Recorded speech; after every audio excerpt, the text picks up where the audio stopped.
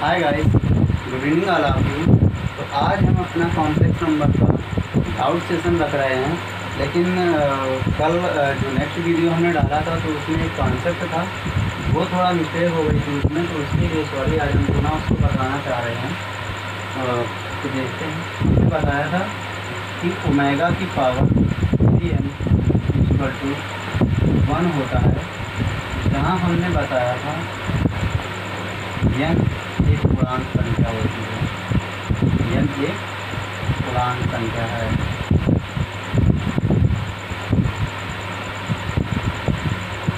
और यहाँ पे हमने बताया था अगर ओमेगा की पावर 3n, यहाँ पे प्लस लगा दिया तो ये गलत हो जाता है। यहाँ 3n + 1 इसी के रिस्पेक्ट में होगा, जाके तब वैल्यू इसकी 1 होगी जाके। अगर आगे लिखा होगा 3n + 2, तो यहाँ पे वैल्यू सॉरी यहाँ पर ओमेगा होगी जाके, और यहाँ पे हो जाएगी ओमेगा²। और फिर आगे अगर ओमेगा की पावर 3n + 3 लिखा हुआ है तो यहाँ पे ओमेगा³ हो जाएगा।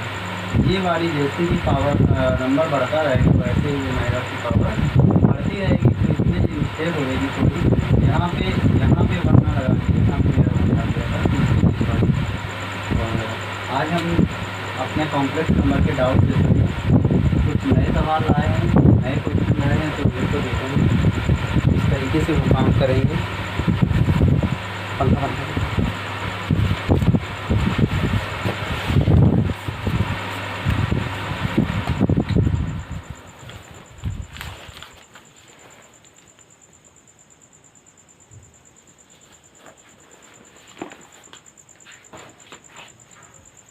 तो आज हमारे डाउट सेशन का पहला क्वेश्चन है, लिखा हुआ है 2 + i की पावर 3।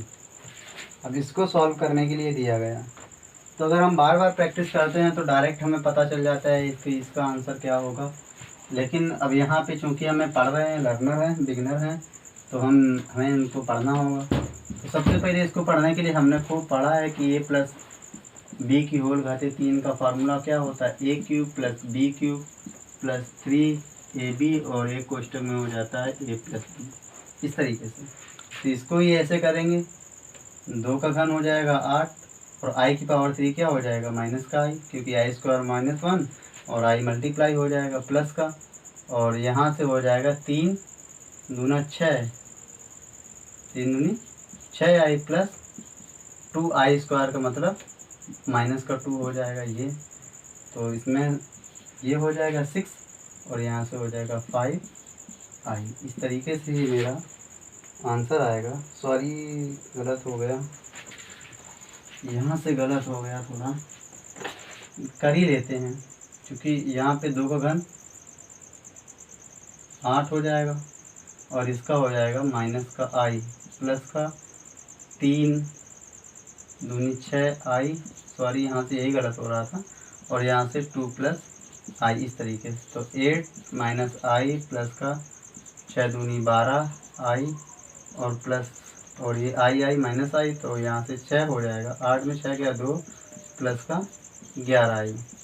थोड़ा सही से सॉल्व करेंगे तो मेरा आंसर आएगा तुरंत। तो इस तरीके से इसकी वैल्यू आई, और बार बार अगर हम इसको सॉल्व कर रहे हैं तो ये हमारा एक परफेक्ट वैल्यू हमें मिलेगी जाके। तो इस तरीके से हमारा एक आंसर है। और इसी तक क्रम में आगे बढ़ेंगे कि देखेंगे क्वेश्चन। एक हमें क्वेश्चन लिखा हुआ है, इस तरीके से लिखा हुआ है 2 + (-9). अब इसमें कह रहा है कि मेरा इमेजिनरी पार्ट क्या होगा, सॉरी इमेजिनरी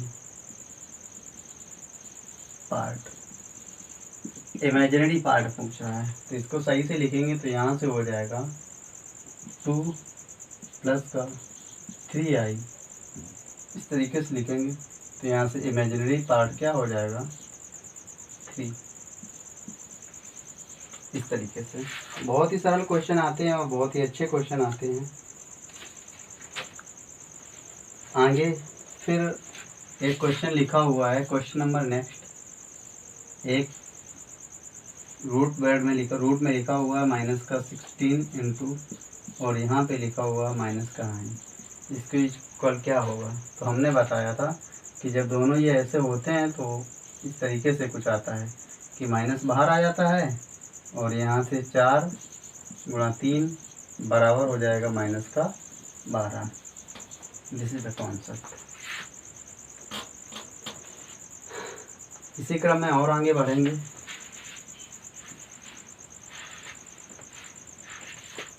नेक्स्ट क्वेश्चन आगे लिखा हुआ है रूट ए इंटू रूट बी लिखा हुआ है, और इधर लिखा हुआ है रूट ए बी।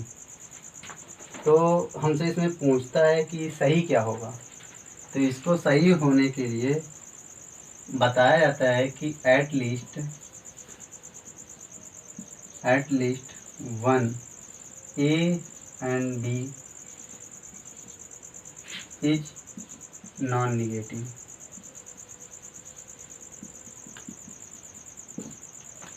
मतलब इसमें पूछता है कि ए व बी में कम से कम एक संख्या ऐसी हो जो निगेटिव ना हो, नॉन निगेटिव पूछ रहा है, बताना पड़ेगा इस तरीके से। इसी क्रम में और आगे क्वेश्चन है, लिखा हुआ है 1 plus I upon 1 minus I to the power of N और इज इक्वल टू 1। कह रहा है स्मॉलेस्ट, कहाँ गया, कह रहा है स्मॉलेस्ट इंटीजर फॉर एन, मतलब एन का न्यूनतम मान क्या होगा। तो यहाँ पे एन इक्वल टू क्या हो जाएगा 4, तभी स्मॉलेस्ट इंटीजर फॉर एन आएगा।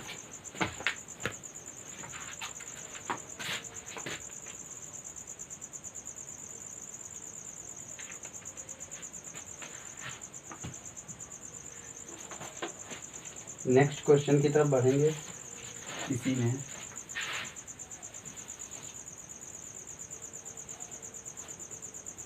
एक क्वेश्चन लिखा हुआ है z equal to 2 plus root 3i। तो हमसे पूछ रहा है z इंटू जेड बार का मान क्या होगा। z into Z bar is equal to, तो हमें पता है ये z लिखा हुआ कोई कॉम्प्लेक्स नंबर लिखा हुआ है, इसका कॉन्जुगेट जेड बार होता है। तो यहाँ से हो जाएगा 2 माइनस रूट 3i। अब यहाँ पे मल्टीप्लाई करवाने के लिए कह रहा है, तो अगेन z इंटू जेड बार हो जाएगा 2 प्लस का रूट 3i, और दूसरे कोष्टक में हो जाएगा 2 माइनस का रूट 3i। मल्टीप्लाई करवाएंगे तो यहाँ से 4, और इधर माइनस प्लस माइनस, और लेकिन i का मल्टीप्लाई हो जाएगा प्लस का हो जाएगा, तो इधर 3 हो जाएगा। फाइनली क्या मिलेगा हमें 7। This is the answer.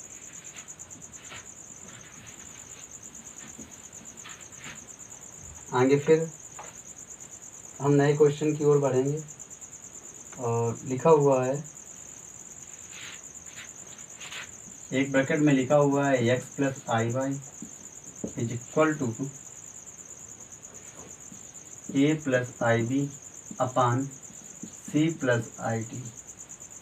तो कह रहा है कि X square plus Y square is equal to क्या होगा, इस तरीके से पूछ रहा है। अगर इसको सॉल्व करना है तो हमें बताया गया है कि x प्लस आई वाई, अगर इसमें कांजुगेट के इसके कांजुगेट का मल्टीप्लाई करवा दें तो हमें वो मिलेगा, तो x माइनस आई वाई। अगर इस तरीके से इस तरफ ऐसा करवा रहे हैं तो इनमें भी इनके कांजुगेट का ऊपर नीचे अलग अलग मल्टीप्लाई होगा, तो इस तरीके से मिल जाएगा जाके। तो यहाँ पे इसको डायरेक्ट ही देख लेते हैं। X square plus Y square बराबर क्या हो जाएगा, x square plus Y square equal to हो जाएगा इसके डायरेक्ट ही a square plus b square upon c square plus का डी स्क्वायर। इस तरीके से डायरेक्ट होगा जाके इसका। थोड़ा इन डाल देते हैं।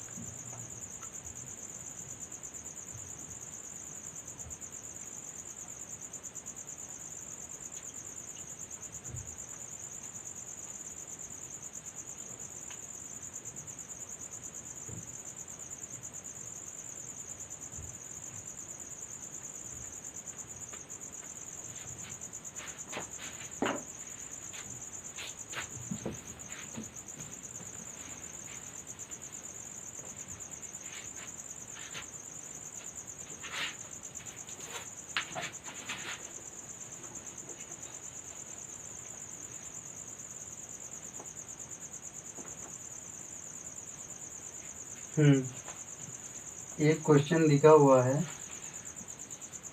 2 + i 2 + i to the power of 2 कह रहा है इसका गुणात्मक प्रतिलोम। इंग्लिश में बोलेंगे मल्टीप्लिकेटिव इनवर्स। मल्टीप्लिकेटिव इनवर्स क्या होगा? Multiplicative inverse. तो इसको सबसे पहले इसको ही सॉल्व करेंगे।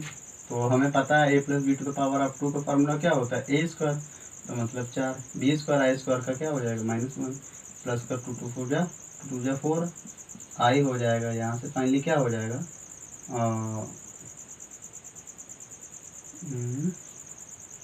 सॉरी 3 प्लस का 4i गुणात्मक प्रतिलोम। अब इसको 1/, के रूप में लिखेंगे तो 1/, के रूप में लिखेंगे तो 3 प्लस का 4i गुणात्मक हो जाएगा। और इसका क्या ऊपर नीचे इसके कॉन्जुगेट से ऊपर नीचे गुणा करवाएंगे तो 3 - का 4i बटे 3 - का 4i। इस तरीके से सॉल्व होगा जाके। तो यहाँ से हो जाएगा 3 - का 4i और नीचे हो जाएगा 3 × 9 4 × 16। तो यहाँ से 9 + 16 फाइनली 3 - का 4i अपॉन 25। इस तरीके से होगा जाके गुणात्मक प्रतिलोम। तो 3 - 4i बटे 25, या इसको अलग अलग भी लिख लेंगे तो 3/25 - 4/25 × i। इस तरीके से हमें आंसर मिलेगा जाके। ये इसका गुणात्मक प्रतिलोम होगा जाके। तो सबसे पहले क्या किया, इसको सॉल्व किया। सॉल्व करने के बाद में ये आया। और जब गुणात्मक प्रतिलोम पूछ रहा तो 1/, में हमने बताया भी पहले कि 1/, में करेंगे। जब 1/, में संख्या आएगी तो उसका कॉन्जुगेट से ऊपर नीचे मल्टीप्लाई करवा के सॉल्व करेंगे तो हमें आंसर मिलता है।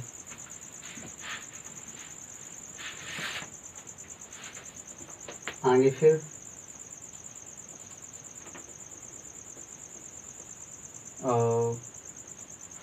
एक लिखा हुआ है क्वेश्चन, लिखा हुआ आर्गुमेंट 1 + i। आर्गुमेंट का मतलब होता है गुणा, क्या होगा जाके। तो हमें पता है tan थीटा बराबर होता है y/x। तो y का मतलब ये होता है। तो i का गुणांक 1 और इसका तो 1 लिखा हुआ है, तो 1/1 क्या होगा? फाइनली 1 ही मिला। तो tan थीटा बराबर 1, तो 1 किसका मान होता है? π/4 का। तो थीटा इक्वल टू क्या हो जाएगा? π/4।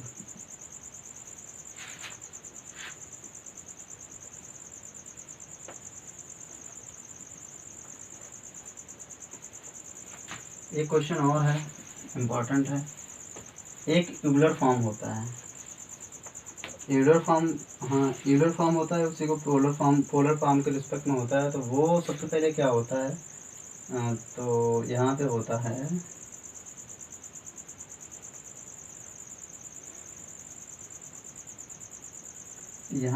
है इधर cos theta plus i sin theta के रूप में लिखा जाता है, या इसी को e⁻i थीटा भी लिख सकते हैं। बहुत आर से इस तरीके से लिखा जाता है।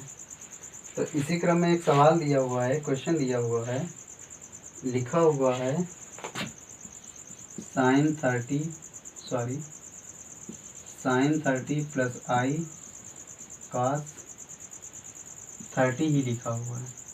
और इसको चूंकि एक इस फॉर्म में लिखना है, तो इस फॉर्मेट में लिखने के लिए तो यहाँ से इसको चेंज करना पड़ेगा। 30 कब आएगा? अगर 90 में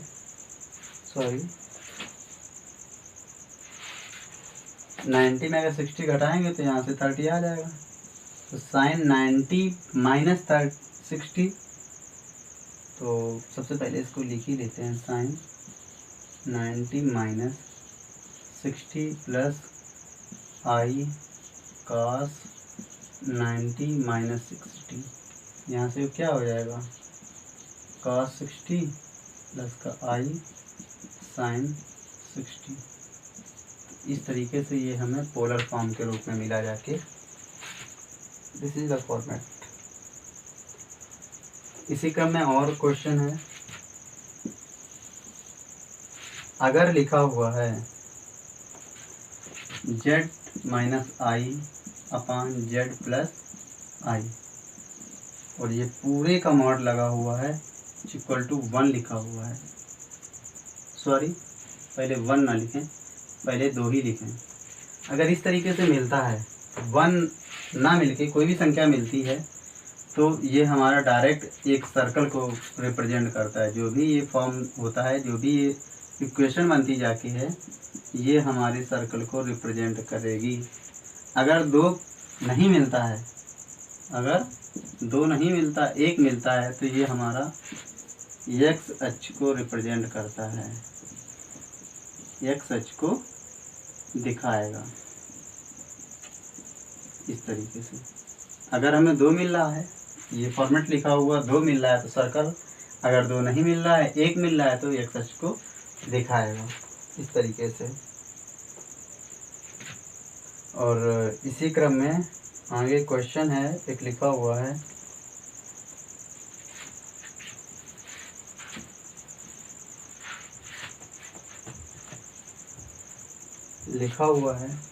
z equal to 1 minus i root 3 upon 2 into 1 minus i, इस तरीके से लिखा हुआ है। और कह रहा है कि मॉडुलस फाइंड कीजिए। मॉडुलस क्या होगा, मॉडुलस क्या होगा? तो मॉडुलस के लिए इनका ऊपर नीचे अलग अलग मॉडुलस निकालें।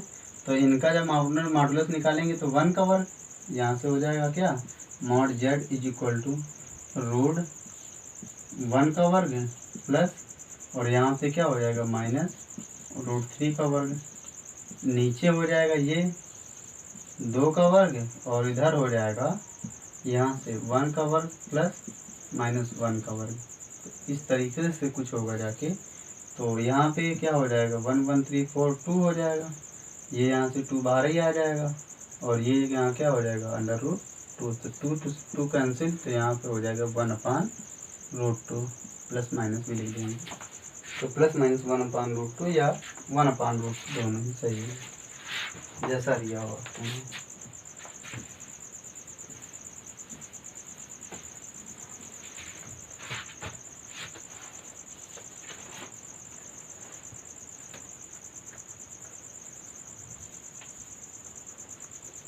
और इसी में क्वेश्चन एक और है, लिखा हुआ है 1 plus 2i upon 1 minus i, इस तरीके से लिखा हुआ है। और हमसे पूछता है लाई इन, किस क्वाड्रेंट में लाई करेगा, किस क्वाड्रेंट में लाई करेगा। तो इसको सॉल्व करेंगे, जब इसको सॉल्व करेंगे तो 1 प्लस 2i अपान 1 माइनस आई, और नीचे वाले का कॉन्जुगेट ऊपर नीचे गुणा होगा जाके, तो 1 प्लस आई हो जाएगा। रियल पार्ट का रियल पार्ट में तो 1, इमेजिनरी पार्ट का इमेजिनरी पार्ट में तो 2 दूनी 2 एकम 2, आई का आई हो जाएगा तो माइनस का 2, इस तरीके से प्लस का चिन्ह लगाओ। एक बार इसमें आई कॉमन लें तो 1, एक बार इसका इसमें 1 प्लस 2, और यहाँ हो जाएगा 2, तो यहाँ क्या होगा, माइनस का 1, और इधर हो जाएगा 3i अपान 2। अब इसमें हमें देखना है कि कौन से क्वाड्रेंट में लाई कर रहा है, तो देख लेंगे, माइनस प्लस कौन सा क्वाड्रेंट हुआ, सेकेंड, लिख देंगे कि सेकेंड क्वाड्रेंट में ये मेरा जो भी मतलब क्वाड्रेंट आया है हमें सॉल्व करने पर सेकेंड क्वाड्रेंट में लाई करता है। तो इस तरीके से डायरेक्ट क्वेश्चन हिट होते हैं एयरफोर्स में, आए भी हुए हैं, आगे आने वाले एग्ज़ाम में क्वेश्चन आए भी हुए हैं।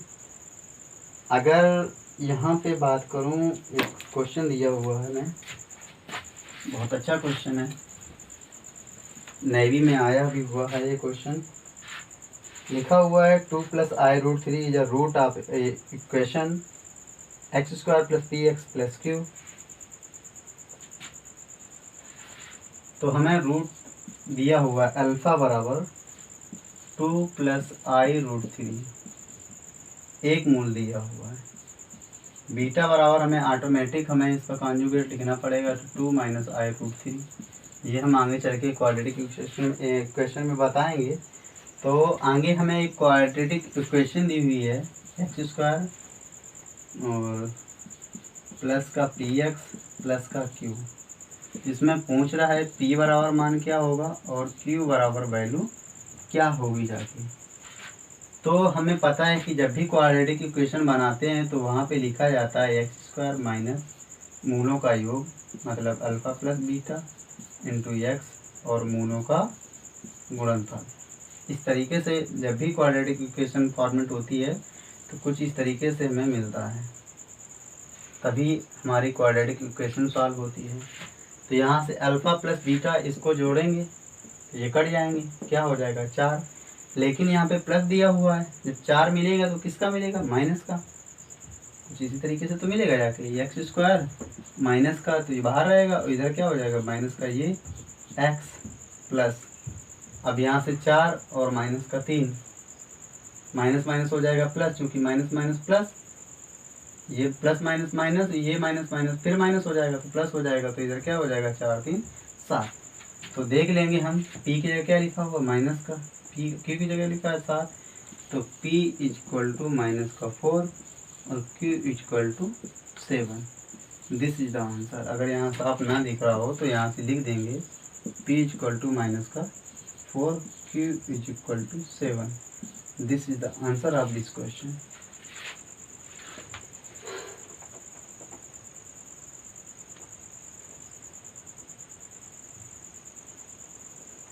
और आगे क्वेश्चन देखते हैं। एक क्वेश्चन लिखा हुआ है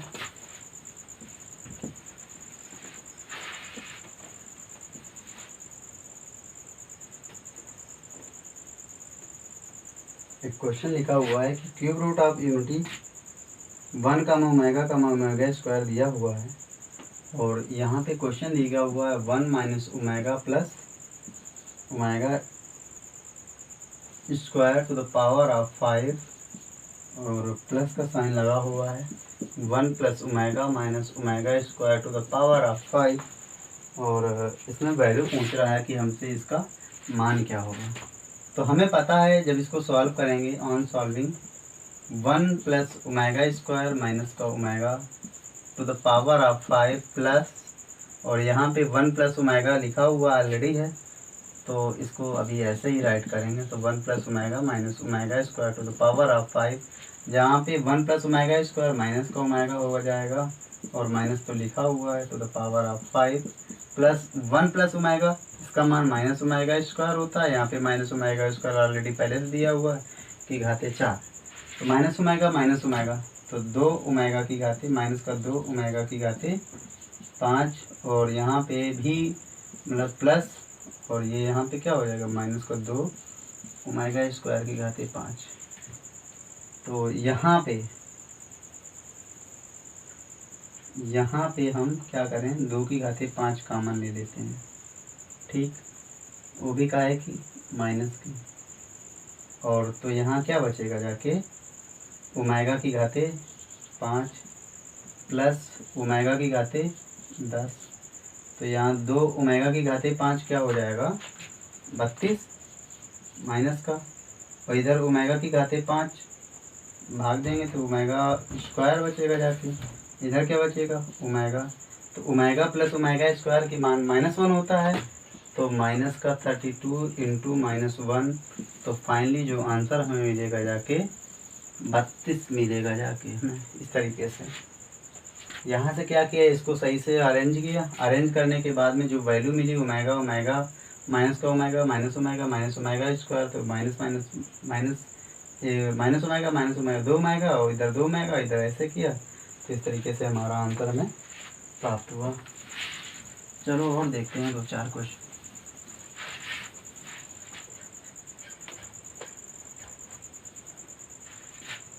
एक क्वेश्चन लिखा हुआ है, आगे लिखा हुआ है वो तो हमें पता है कि ओमेगा क्यूब इक्वल टू 1 होता है,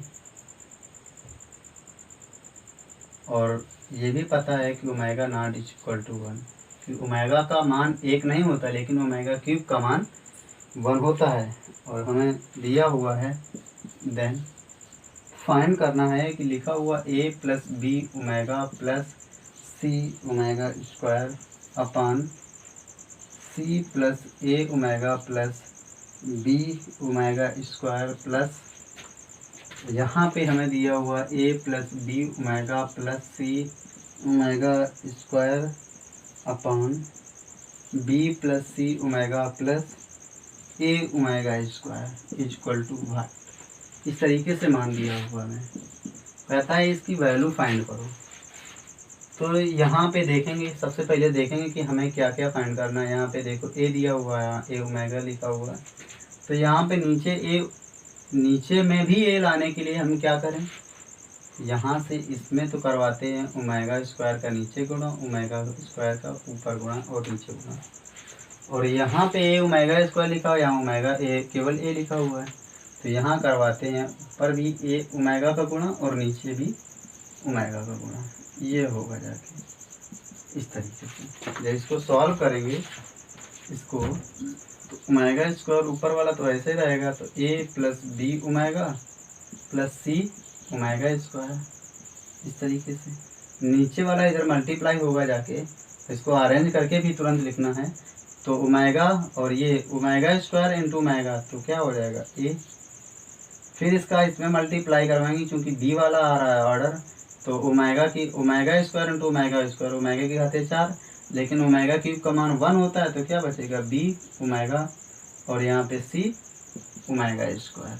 इस तरीके से बचेगा। जाके नीचे प्लस का साइन लगाएंगे, और प्लस का जब साइन लगाएंगे, चूँकि यहाँ पे ए लिखा हुआ ऑलरेडी फ्री है, तो ओमेगा ऊपर रहेगा, ऊपर वाला ऐसे ही लिख देंगे B omega plus c omega square, और नीचे हो जाएगा मल्टीप्लाई करवाएंगे, तो यहाँ से अरेंज करने के बाद में तो ए हो जाएगा ओमेगा क्यूब क्योंकि 1 हो जाएगा, यहाँ पे हो जाएगा प्लस का बी ओमेगा यहाँ से, और यहाँ से हो जाएगा प्लस का सी ओमेगा स्क्वायर। इस तरीके से ये तो ऊपर नीचे कैंसिल हो जाएगा, बचेगा क्या omega square plus omega equal to -1।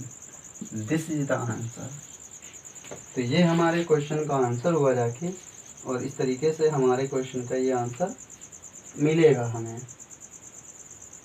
एक और इसी क्रम में एक क्वेश्चन लिखा हुआ बहुत अच्छा है, इसी का ही मतलब दूसरा पार्ट है, इसी का दूसरा पार्ट है। तो देखेंगे लिखा हुआ है, और लिखा हुआ if 1 comma omega square is the cube root of unity, if 1 comma omega square is the cube root of unity, cube root of unity, then लिखा हुआ है a plus b omega plus c omega square upon b plus c omega plus a omega square. इस तरीके से right किया हुआ है। तो कह रहा है इसकी वैल्यू क्या होगी, क्योंकि हमें पता है ऊपर तो ये फ्री है, नीचे ओमेगा स्क्वायर लिखा हुआ है, तो ऐसा क्या करें नीचे भी फ्री हो जाए, तो हम ऊपर भी ओमेगा का मल्टीप्लाई करवाएंगे और नीचे भी ओमेगा का मल्टीप्लाई करेंगे। जो ओमेगा का ऊपर नीचे मल्टीप्लाई करवाएंगे तो ऊपर वाला ओमेगा ऐसे ही रहेगा, अंदर क्या हो जाएगा ए plus b omega plus c omega square अपान, और जब यहाँ पे मल्टीप्लाई होगा और अरेंज भी करेंगे, सही से रीअरेंज करेंगे, तो यहाँ से हो जाएगा ए, यहाँ पे हो जाएगा जब ओमेगा मल्टीप्लाई होगा बी ओमेगा, तो यहाँ पे हो जाएगा प्लस का सी ओमेगा स्क्वायर। तो ऊपर नीचे जब सेम वैल्यू मिलेगी, कट जाएगी, कैंसिल हो जाएगी, तो नीचे मान हमें क्या मिलेगा पूरा ऊपर ओमेगा। इस तरीके से हमें क्वेश्चन मिलेंगे जाके। और भी एक क्वेश्चन है, इसी में लेते हैं एक और आगे क्वेश्चन।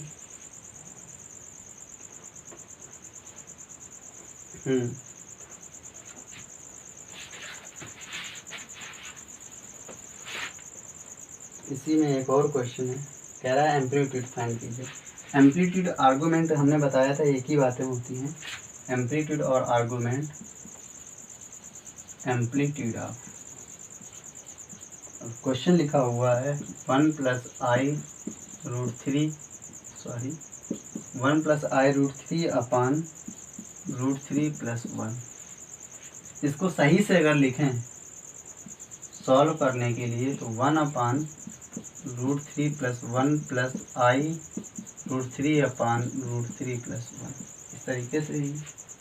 और जब हम एम्पलीट्यूड फाइंड करते हैं तो यहाँ से थीटा = हो जाता है tan इनवर्स आयोटा वाला फॉर्मेट पहले लिखा जाता है, तो √3/√3 + 1 अपान, और जब इसको लिखेंगे तो 1/√3 + 1, इससे ये कैंसिल हो जाएगा। यहाँ पे बचेगा tan थीटा = tan इनवर्स √3 की वैल्यू क्या होती है π/3, क्योंकि tan 60 का मान √3 होता है। तो यहाँ से हमें ये प्राप्त होगा जाके।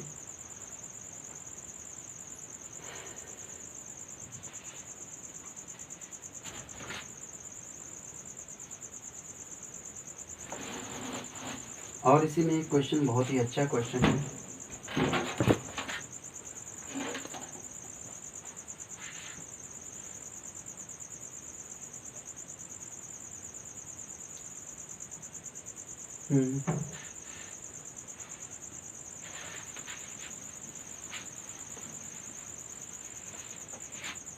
एक क्वेश्चन लिखा हुआ है 1 - I/1 + I पूरे की घाते 2 लिखा हुआ है। कह रहा है इसका मान क्या होगा।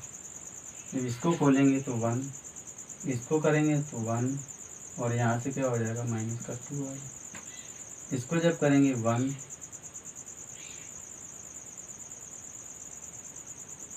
और यहाँ से a² + का b², तो यहाँ से माइनस हो जाएगा। इसको करेंगे तो -1 और +2i, इस तरीके से -1 + 1 कैंसिल।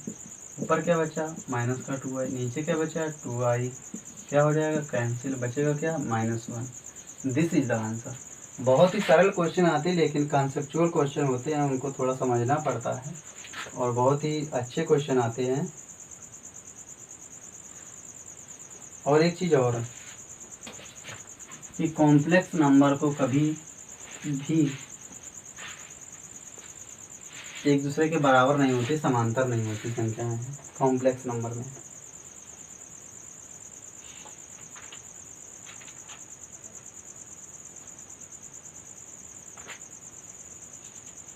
तो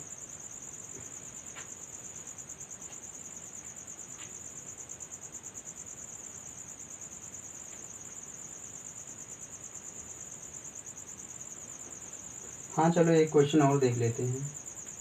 अगर इस तरीके से एक क्वेश्चन लिखा हुआ है z = रूट में -1 -1 लिखा है, क्या लिखा हुआ है, रूट में -1 -3, इस तरीके से लिखा हुआ है। रूट में -1 ये लिखा हुआ है। तो जब इस तरीके से लिखा हुआ है और यहाँ पे z लिखा हुआ है, तो z = हो जाएगा, सही से पहले फॉर्म तैयार करें तो -3, क्योंकि रियल पार्ट है। इसको जब सही करेंगे तो +i आ जाएगा। और हमसे पूछता क्या है, इसका कॉन्जुगेट फाइंड करो, तो -3 -i। और एक इसी में दिया हुआ है z = i³। इसको सही से करेंगे तो z = -i, और इसमें पूछता है कॉन्जुगेट बताइए, तो 0 + i। चूँकि कॉन्जुगेट वाले पार्ट का ही साइन चेंज किया जाता है, तो इस तरीके से मैं कॉन्जुगेट आया इस सम नंबर का इस तरीके से, और इसका इस तरीके से। तो हमें इस तरीके से आज हमने डाउट सेशन में कुछ क्वेश्चन रखे थे कॉम्प्लेक्स नंबर के। तो आज के लिए बस इतना ही। जय हिंद।